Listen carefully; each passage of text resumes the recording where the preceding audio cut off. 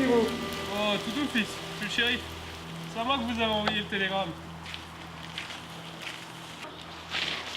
Écoute-moi bien, salopard. Si t'es vraiment le shérif, qu'est-ce que tu fais ici seul et sans adjoint alors que j'ai dit que je te le livrais demain en ville? Ouais, j'ai bien reçu le télégramme, mais j'étais beaucoup trop impatient de voir ton prisonnier. Ah, Peter. 3 ans que j'attends ce moment, depuis la dernière fois qu'on s'est vu, la fin de la guerre, quand t'as jeté ton uniforme sudiste pour devenir un petit chef de bande minable. Ça a été long, mais je t'ai retrouvé. Alors comme ça, tu connais ce fils de pute. Ouais, je connais ce fils de pute, ouais.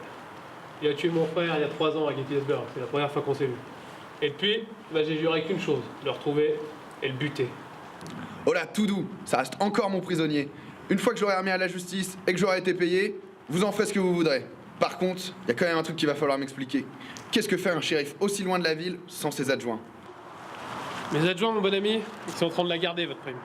30 000 $ qui transitent par notre jolie ville, qui vont être envoyés demain à Boston par train. Putain de magot. Eh oui, vous comprenez donc pourquoi j'ai pas pu leur demander de me suivre et pourquoi je suis ici tout seul.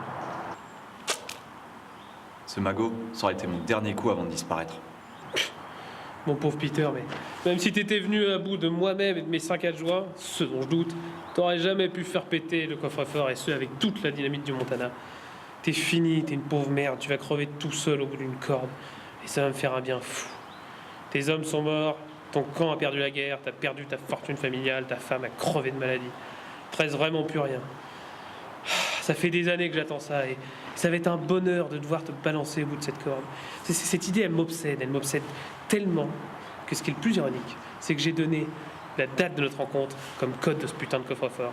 Ce coffre-fort que tu voulais faire péter, le code qu'il retient, c'est l'année où on s'est rencontrés, 1863, à Gettysburg.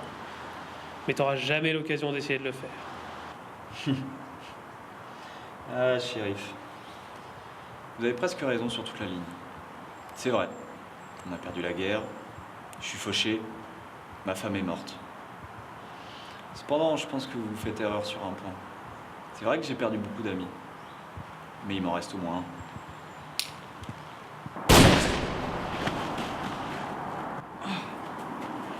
Va crever en enfer. C'était encore plus simple que prévu. On n'a même pas besoin de le torturer, cet abruti nous a donné le code tout seul. Regarde-le là.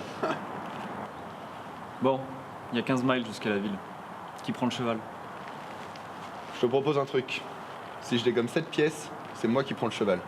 Allez. Touché.